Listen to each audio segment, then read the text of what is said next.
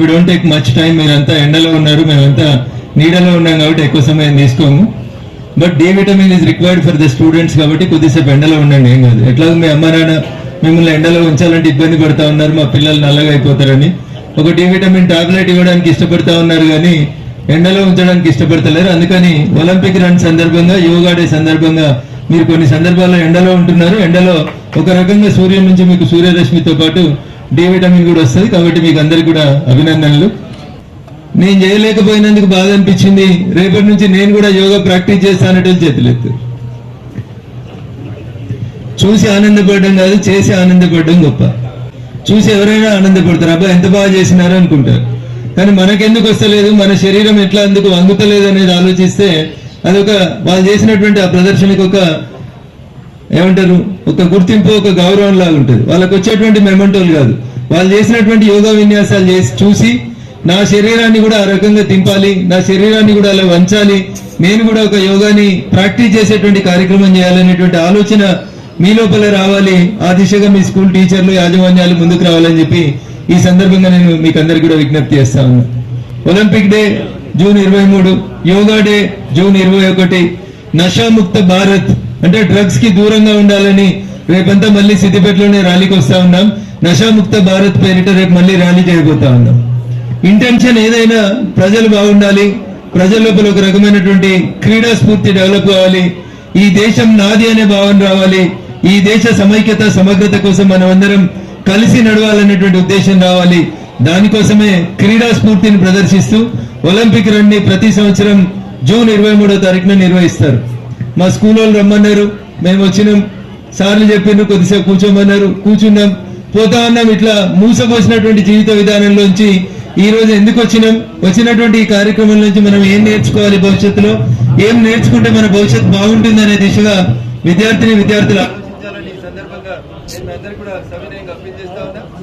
చాలా మంది సౌండ్ కనబడుతున్నారు మీ లోపల. సౌండ్ అంటే 100 కిలోలు అనుకుంటారు. అంటే sound mind in sound body అంటే బాగా ఫిట్ గా ఉండాలి. ఈ గ్రౌండ్ చుట్టూ 2 రౌండ్లు పరిగెత్తి రండి అన్నాం అనుకో, మాతో కాదని సగం మంది మధ్యలోనే ఆగిపోతారు. 2 రౌండ్లు పరిగెత్తమంటే 2 కాదు 4 పరిగెత్తుతాం అనేటువంటి కొంతమంది పిల్లలు ఉంటారు. అట్లాంటి వాళ్ళు అవసరం. What India needs today is not football grounds.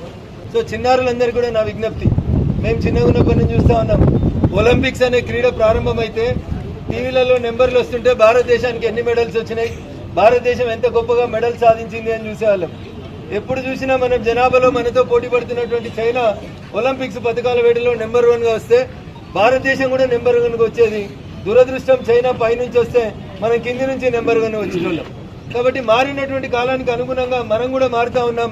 ఈ దేశంలో క్రీడా స్ఫూర్తి అనేది గొప్పగా రావాలని, విద్యార్థులందరూ గొప్పగా శారీరకంగా దృఢంగా ఉండాలని, ఖేలో ఇండియా అని, ఫిట్ ఇండియా అని, యోగా డే అని ఇట్లా నరేంద్ర మోడీ గారు ప్రధానమంత్రి అయిన తర్వాత భావి భారతావనిలో డయాబెటిక్ పేషెంట్లు, క్యాన్సర్ పేషెంట్లు, 2వ తరగతి రాకంటే ముందే భూతద్దాలు వస్తా ఉన్నాయి. ఇట్లాంటి సమస్యలలోంచి పిల్లలు బాగా మారిపోవాలని, గ్రౌండ్కి పరిమితం కావాలని కోరుకుంటా ఉన్నారు. మీ అమ్మ నాన్న ఏం కోరుకుంటారో మీకు తెలుసు. ఎంపీసీ తీసుకో బిడ్డ, ఇంజనీరింగ్ చదువు, విప్రోలో ఉద్యోగం రావాలి, లేకపోతే బైపీసీ తీసుకో, ఒక గొప్ప డాక్టర్వి కావాలని కోరుకుంటారు. ఎంత చేసినా డాక్టర్ దగ్గరికి పోతే సిద్దిపేటలో బాగా తీసుకుంటే ఒక పేషెంట్కి 500 రూపాయలు తీసుకుంటాడు.